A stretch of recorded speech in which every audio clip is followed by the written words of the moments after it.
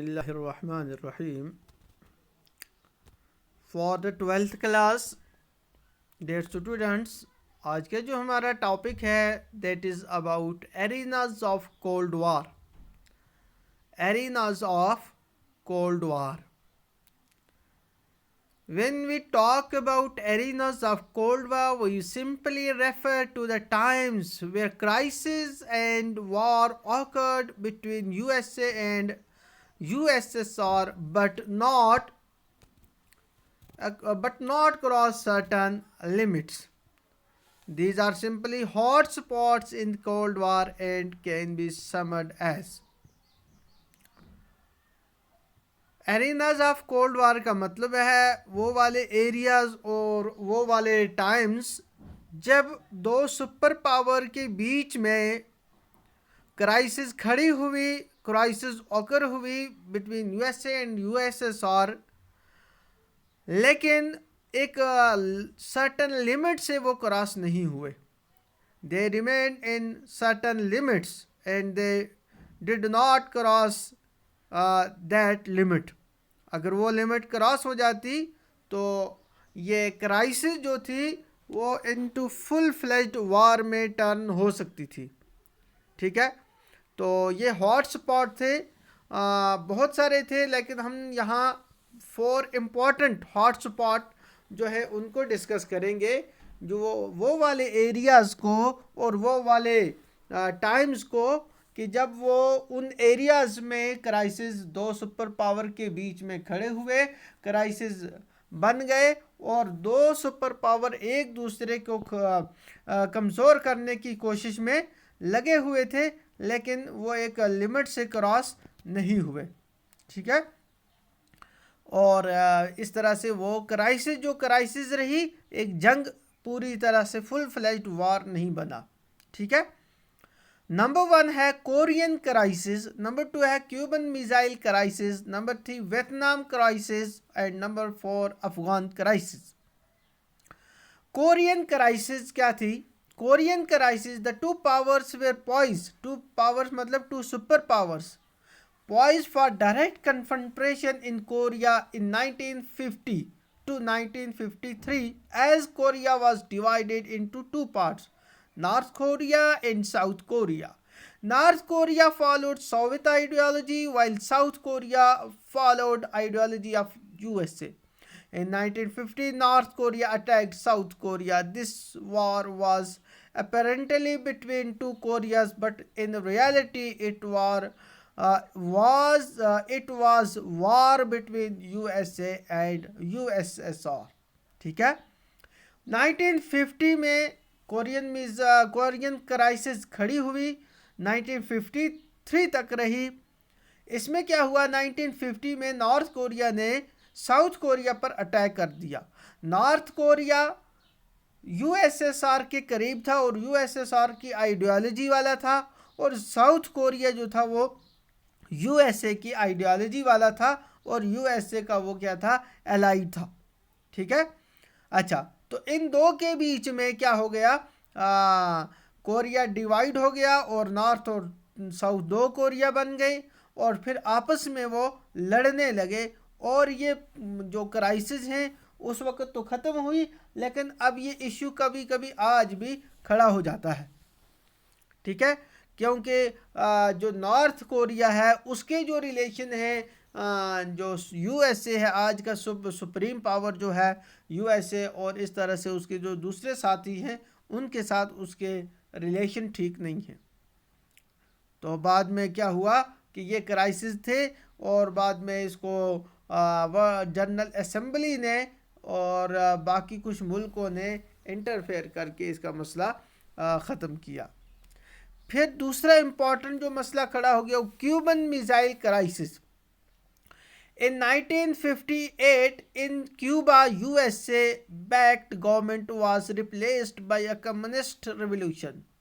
In April 1961, Soviet Union doubted that USA-sponsored strategy may topple communist regime, sensing threat.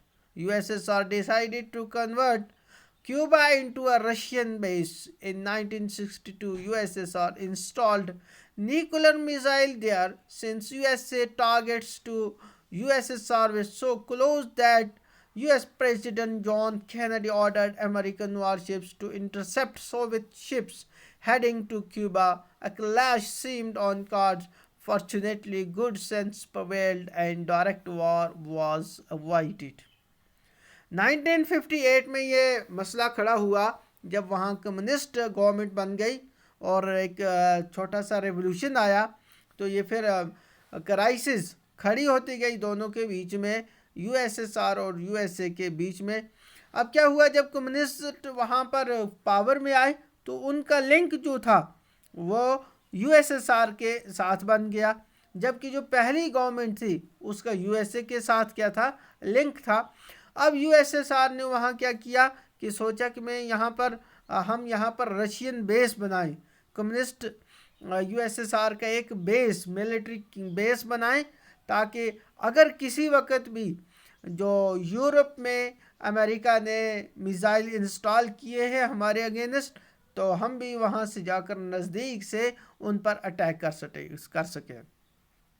ठीक है, तो उसी सिलसिले में रशियन बेस बनाने के चक्कर में 1962 में यूएसएसआर ने वहाँ पर न्यूक्लियर मिसाइल क्या किए, इंस्टॉल किए, in response to the nuclear missile installed by USA in Western Europe against the USSR। ठीक है, तो बाद में जब यूएसए को इस चीज़ का पता चल गया कि क्यूबा में यूएसएसआर ने न्यूक्लियर मिसाइल इंस्टॉल किए हैं, तो बाद में उन्होंने क्या किया कि जो यूएसएसआर के 2 जहाज़ जा रहे थे क्यूबा, वो हथियार लेकर जा रहे थे, जबकि यूएसएसआर कह रहा था कि इसमें खाने पीने की चीज़ें हैं, लेकिन उसमें हथियार थे। तो वो 2 जहाज़ों को अमेरिकन यूएस नेवी ने वो रोका और ये कहा कि अगर आप आगे आएंगे तो हम आप पर हमला कर देंगे, जिसका ये मतलब था कि वर्ल्ड वार 3 स्टार्ट हो जाता या सीधा 2 सुपर पावर्स के बीच में जंग शुरू हो जाता। तो उन्होंने कहा या तो आप वापस जाओ, जब तक आप वापस नहीं जाओगे हम आपको नहीं छोड़ेंगे और हम आपको आगे नहीं जाने देंगे, क्योंकि उनमें वो 2 जहाज जो शिप थे उनमें न्यूक्लियर टेक्नोलॉजी और न्यूक्लियर मिसाइल और न्यूक्लियर बम रखे हुए थे। तो बाद में बहुत सिचुएशन बहुत गर्म हो गई और बिल्कुल जंग की सूरत पेश आ गई। तो लेकिन बाद में जो हॉट लाइन कायम हुई डायरेक्टली यूएस प्रेसिडेंट के बीच में और जो यूएसएसआर का हेड था उस वक़्त का, उसके बीच में, तो गुड सेंस प्रिवेल हुआ और इस तरह से एक बहुत इम्पॉर्टेंट मसला तय हो गया कि वर्ल्ड वार डायरेक्ट वार नहीं हुआ। फिर वियतनाम क्राइसिस 1954 में स्टार्ट हुए। 1954 से 1975 तक, ये लिखने में इसको गलती हुई है, 1954 से rather it should be 1964 to 1975, 1964 से 1975। The Vietnam War was long, costly and divisive conflict between Communist government of North Vietnam against South Vietnam and its ally, the USA, the USA. The conflict intensified by the ongoing Cold War between USA and USSR, hence can be termed as an arena of Cold War. South Vietnam और north Vietnam, वहाँ पर भी यही मसला हुआ जो south Korea और north Korea में हुआ था। तो वहाँ पर वियतनाम में, इवन साउथ वियतनाम में इसने यूएसए ने जो साउथ वियतनाम का एलाई था अपनी तकरीबन 30,000 फौज भी भेजी थी, लेकिन वो 29,000 में से ये कहा जाता है कि वो सारे के सारे वहाँ पर मारे गए। अब इनको मारने वाला कौन था? जाहिर में तो नॉर्थ वियतनाम और साउथ वियतनाम लड़ रहे थे, लेकिन नॉर्थ वियतनाम को यूएसएसआर सपोर्ट कर रहा था और चाइना सपोर्ट कर रहा था, और साउथ वियतनाम को यूएसए सपोर्ट कर रहा था। तो ये भी एक बड़ा मसला लंबा चला। फिर अफ़गान क्राइसिस हुए। 1979 में सोवियत यूनियन ने अफ़गानिस्तान में हमला किया और अफ़गानिस्तान को अपने कब्ज़े में ले लिया।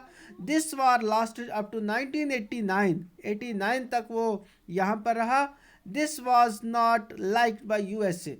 तो ये एग्रीमेंट जो हुए थे उनके ख़िलाफ़ वर्जी थी और कोल्ड वार को इसने दोबारा से, जो बीच में थोड़ी सी ठंडी हुई थी, उस कोल्ड वार को उसने हॉट और गर्म कर दिया, इशू बना दिया। So USA armed and finance jihadis warriors as a response to USSR action. Afghan crisis went up to that extent that it looked that Cold War may change into a hot war. तो USA ने क्या किया, USSR के ख़िलाफ़ जो action लिया वो ऐसे लिया कि यूएसए ने पाकिस्तान की मदद से वहाँ पर जो जिहादीज़ थी, तालिबान तो नहीं थे उस वक़्त, जो बाकी मुजाहिदीन उनको कहा जाता था, मुजाहिदीन जो खड़े हो गए थे यूएसएसआर के कब्ज़े के ख़िलाफ़, उनकी मदद की, पाकिस्तान की भी मदद की और पाकिस्तान की मदद ली, जिसकी वजह से ये जो मुजाहिदीन थे उन्होंने क्या किया, यूएसएसआर को 1989 में वहाँ से निकाल दिया और यूएसएसआर की बहुत सारी फ़ौज मारी गई। तो इसके पीछे जो हाथ था यूएसएसआर को वहाँ पर हराने में, वो यूएसए का हाथ था। To conclude, the Cold War arena is the decisive and interesting feature of international politics. It in fact revolutionized international relations. This is about the arenas of Cold War.